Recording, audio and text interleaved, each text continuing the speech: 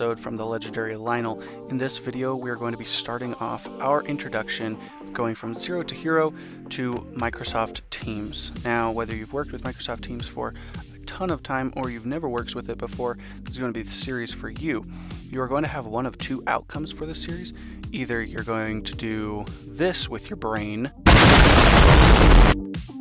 because everything's going in so fast, or number two, you're just not going to like it, and this is what you're going to do. Well, whatever you do with those, it's really none of my business for now. I'm just going to show you guys how to do this. For this first video, we're not actually going to be touching Teams. I'm going to be explaining the bare minimum of what Teams is and how it's best used. So this is a PowerPoint presentation that I have created. I will be doing a video on how to best use PowerPoint in the future. Now, you might be wondering, what kind of qualifications does this guy have? So I am actually Help Desk Specialist 1 at my facility where I work. And what that means is that I, in case you don't know what a Help Desk Specialist is, basically I use almost every sort of software in the company that I work for because I have to support every person that uses it. So I support a little over 200 employees where I work, and I use Microsoft Teams every single day. I use Excel, PowerPoint, Microsoft Word, I use Azure AD, I use it all. I even work with different businesses, companies, to help support management and whatnot. So I do have qualifications for this. I do know how to use it. However, these videos are just like everything else in life. We are always learning. We've never arrived at the end of our destination.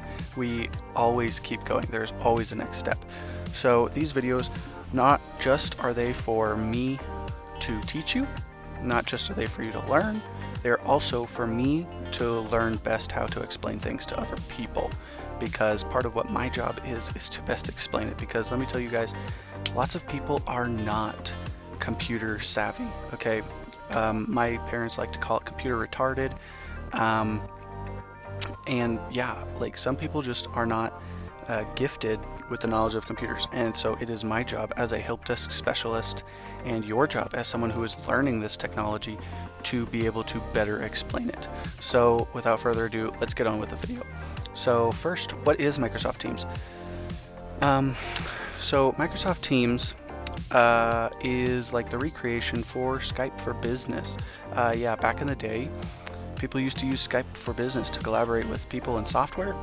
But a few developers thought, you know what, we can do this better.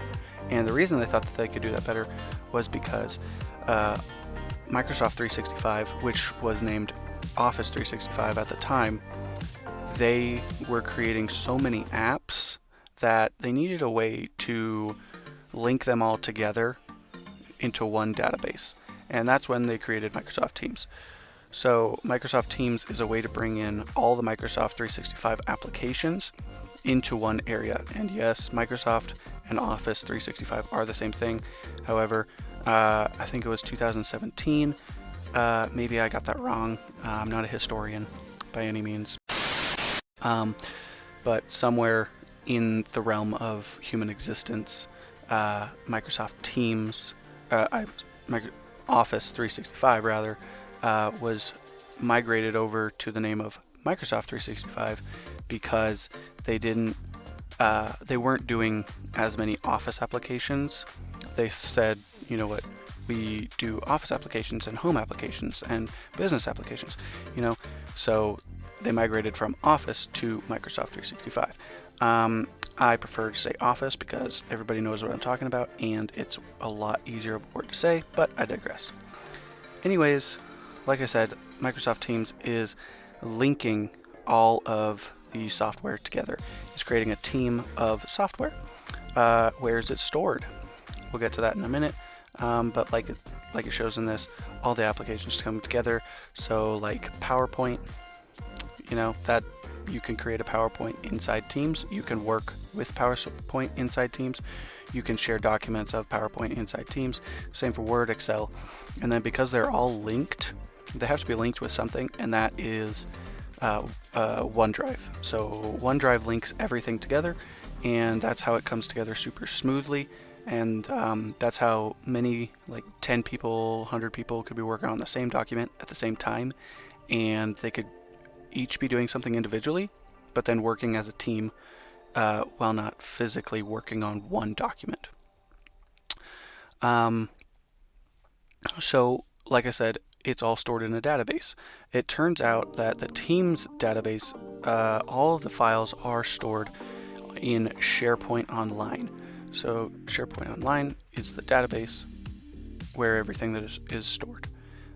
This means that you can rest assured that all your files are stored safely, that you can view files and apps on different computers, online, so you can collaborate with people through the internet. You can share links very smoothly. Like, one of the greatest things about SharePoint is that you can copy the link address and then just send it to someone in, Teams, email, text, whatever, and then they can just look at it as long as they are given the permissions. So, like I said, since it is linked, SharePoint and Teams, they do look near identical.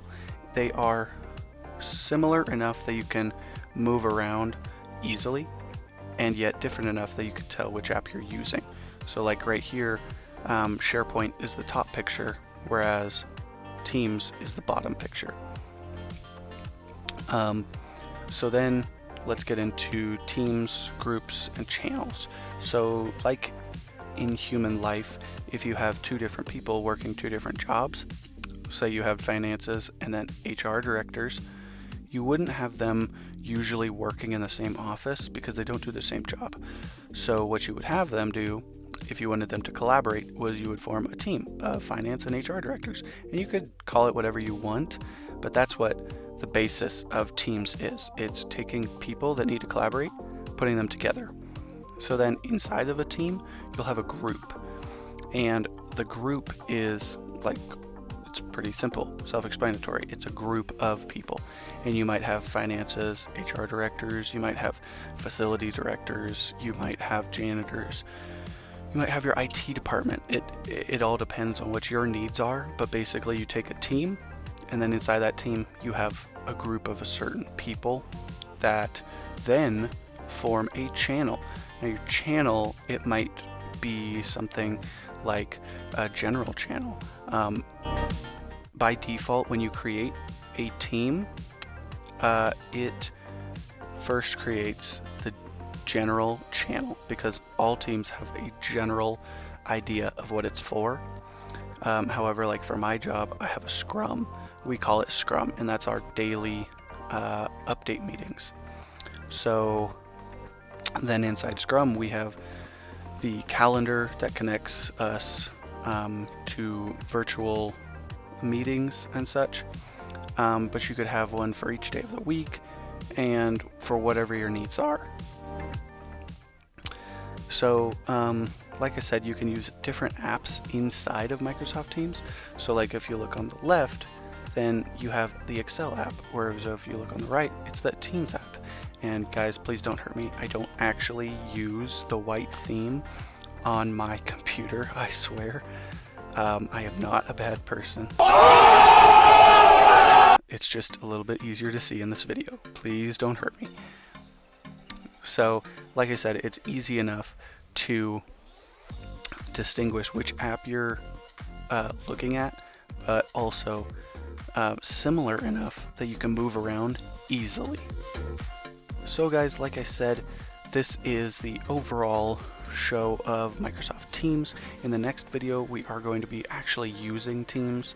Now, this is going from 0 to hero, so like this video is probably extremely boring, but it's the beginning, and by the end of this, I'm going to be showing you guys how to actually manage Teams from inside Azure Active Directory. And like I said, guys, this is going from 0 to hero. So when you guys are finished, whether you are a school, you're doing this for school, you're doing this for business, you're just doing this to learn, helping around the house, whatever, this is a great video series for you guys. So anyway, guys, I hope you liked the video.